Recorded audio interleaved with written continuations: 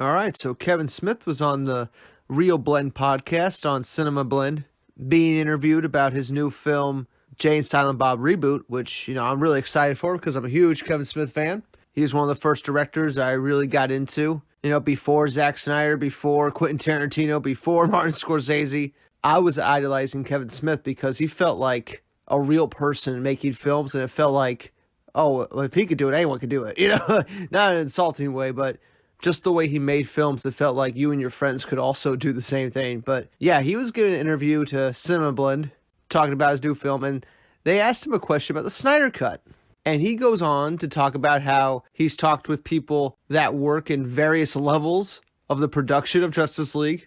And Kevin Smith says, without any doubt, that there is a Snyder Cut, which is something we've already known for a while, the few of us that have been following it really close. And Kevin Smith also said that it has unfinished special effects, which is what we also know because we've been following it for so long. And we actually know what some of those unfinished visual effects look like.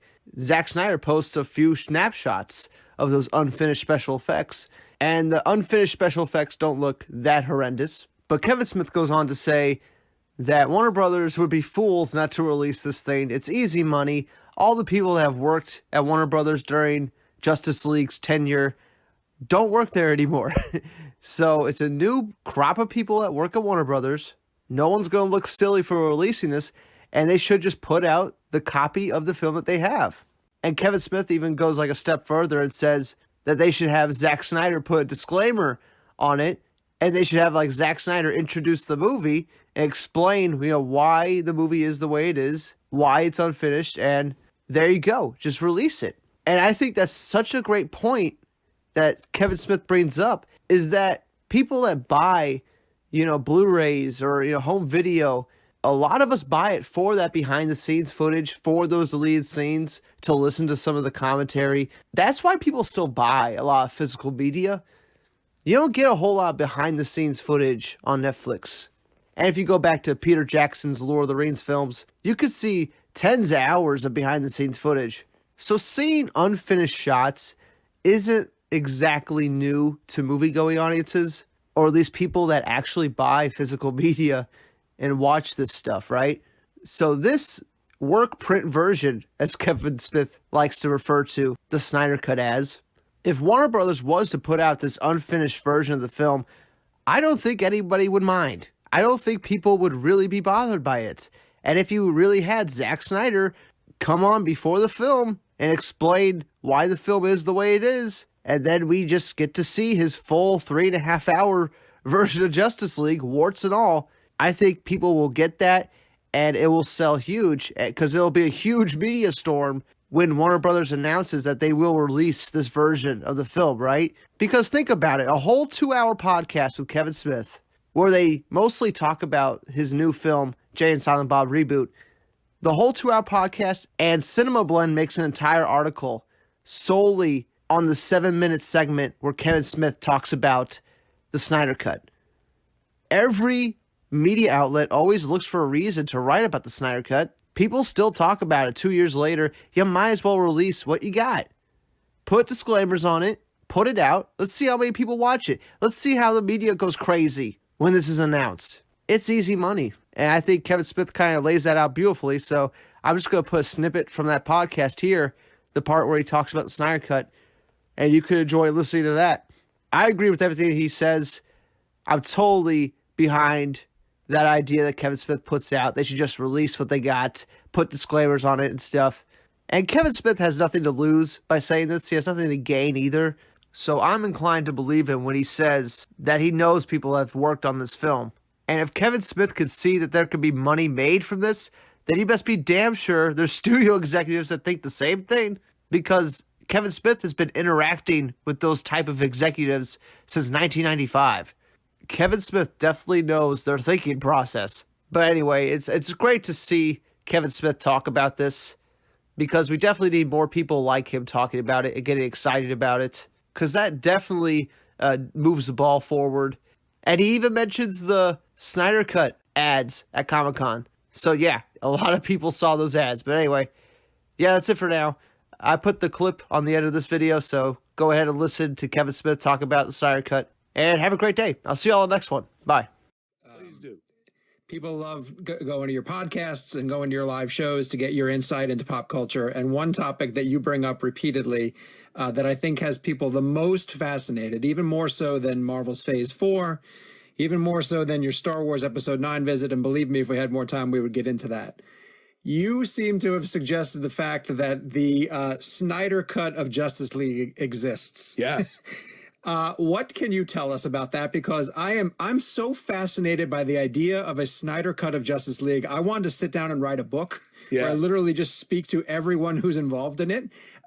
What is your experience with the Snyder cut? I know you and Zack go way back, and this clearly was a project that was, worked on a lot by a lot of different people and changed from what we saw. What do you know about it? What can you tell us about it?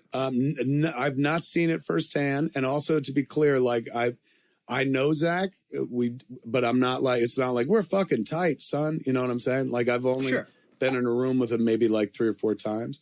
Very nice guy. But that being said, I've spoken now to enough people at various levels of production. In that production, there is a Snyder cut. Oh, for sure. It's not a mythical beast. It exists. Now, it's not a finished movie by any stretch of the imagination. There were things that went away from the story that didn't even, that they shot that didn't wind up going into Viz effects or anything like that. So I would assume, based on what I've been told, that large sections of that Snyder cut are, pre-viz, lot of green screen. Like, we're not talking a finished movie. When people hear Snyder cut in their heads, they think about like a DVD they've seen, of an extended cut or something that's finished. The Snyder cut that, again, I haven't seen, but the one I've heard everyone speak of was never a finished film. It was a movie that like people in production could watch and fill in the blanks, but was certainly not meant for mass consumption. Now, that being said, we live in a very savvy world now, and even the audience is incredibly savvy. Thanks to years, going as far back as Peter Jackson putting all of his behind the scenes stuff on DVDs.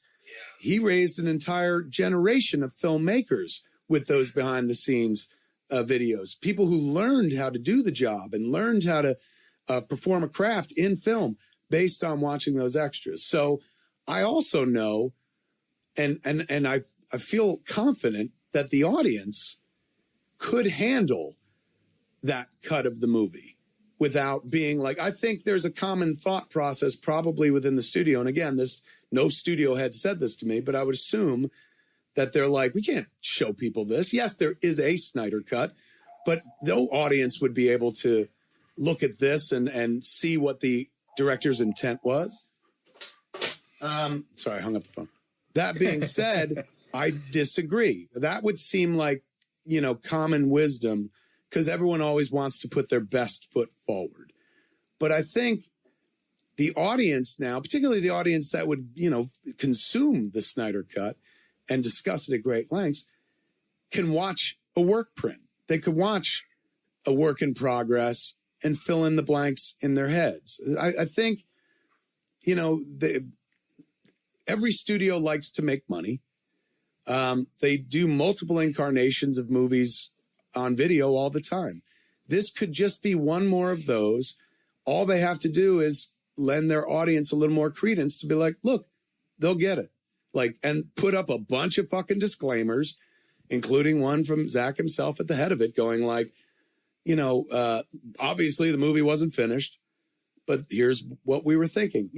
There's definitely a way to do it. When we did Cop Out on home video, they had this thing called, what was it, like MXM, maximum movie, MMM, maximum movie mode or something, where essentially I was doing a commentary on screen while the movie was going on. And, granted, I'm a like chatty Kathy and stuff, so I could fill that time.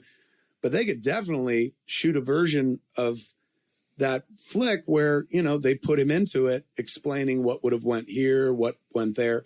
there are long pockets in those movies where people aren't talking.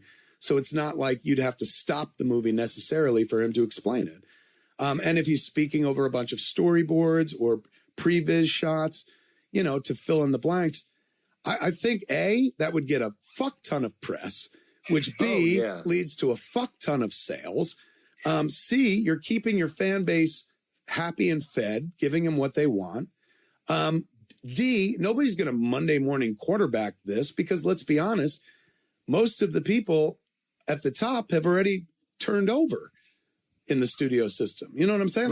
Right. Yeah. Kevin Tajahara just left. So it's not even like, well, that's egg on his face. You know what I'm saying? Like nobody will be held accountable for the movie. I think that's probably the studio. If I was the studio and I thought like a studio, that would be my biggest concern. They're going to think we're the assholes here for ruining Zack's vision. But I would submit to the court that I don't think anybody's there who was there when those movies were being made. Right. So at this point, people could be like, hey, I'm with you. They should have ... And maybe they don't want to do that politically or something like that. But I've never seen a movie act political when money could be made. And I think there's a lot of money could be made from this. I mean, heavens, I was in San Diego and I saw bus stop ads. And more money was spent. So I just, it baffles me. I mean, I guess I understand on one level they don't want people Monday morning quarterbacking them. But at the same time, most of those cats have moved on and there's a lot of money to be made from this. And think about it. If you do this, that opens up a completely different secondary market where maybe that's a thing other filmmakers could do, where it's like, hey, man, you want to see my version of the movie? It's going to have a lot of rough shit in it. But the same way that at one point, nobody in this business thought that anybody cared about cut footage, deleted scenes, or behind the scenes documentaries. And then DVD proved that completely wrong. The audience is savvy enough. Once they've consumed the movie as the filmmaker is intended, if the filmmaker is remotely comfortable with this, put out the work print, man. I'll pay for it all over again. Particularly in this case, because the man clearly had a vision, the vision that was completely interrupted.